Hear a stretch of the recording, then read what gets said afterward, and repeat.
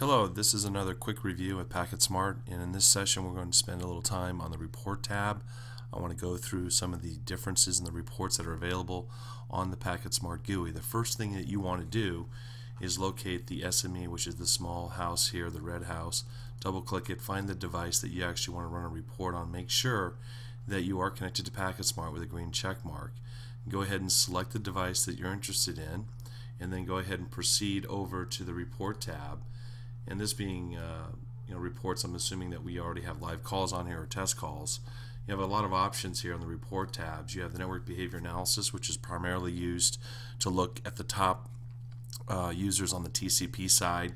So if there was no TCP traffic whatsoever on the network and you requested this report, you may not see a lot of data.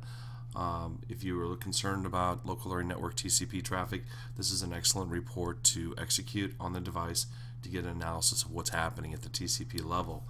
The next two reports are the VoIP assessment reports. These two reports here, the VoIP standard and the VoIP premium, are only used for test calls on the PacketSmart P100 microappliance.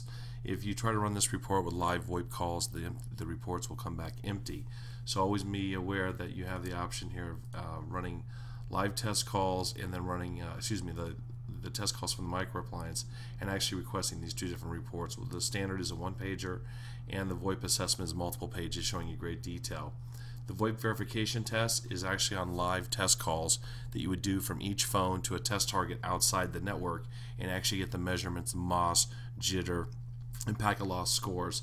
You just have to make sure that you put in the test target numbers on the outside, put them in here so we only filter on those particular test calls.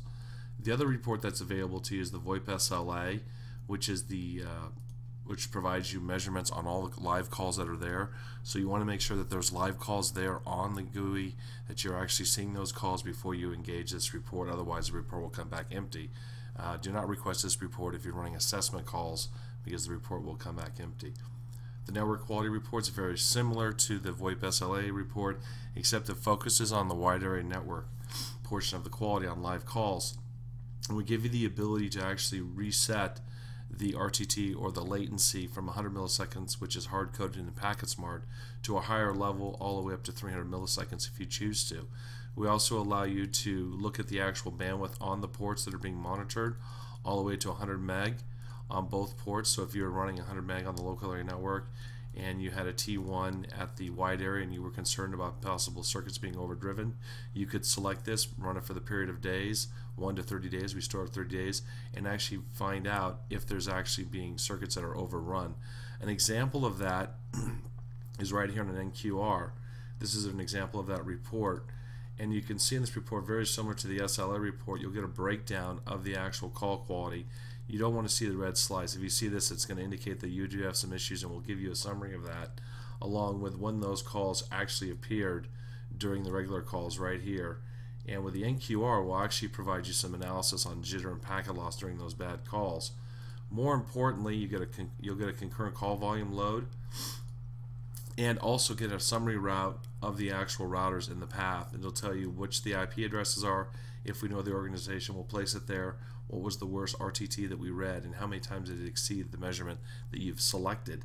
And more importantly, as you scroll down, you'll actually get the actual call detail of all the calls and what the failure was and what the problem was. And you can see here that all these calls, this was set for 256, were being overdriven, along with this being set for 512. So you get immediate indication if there's a problem. Along with the VoIP SLA reports, it's very similar. You get the same type of chart. You want to look for all green. If you see red, it's an indication that there are some problems.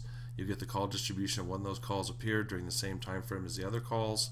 You get the call concurrency load, make sure that you have enough capacity to support the current call volume, along with the call destination, and more importantly, the traffic flows that are going on, and of course the detail that you can go into the GUI and actually look at that detail on the network.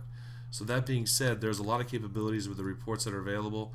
The discovery report is covered in another type of quick review. Please look at that, and thank you for your time. Have a great day.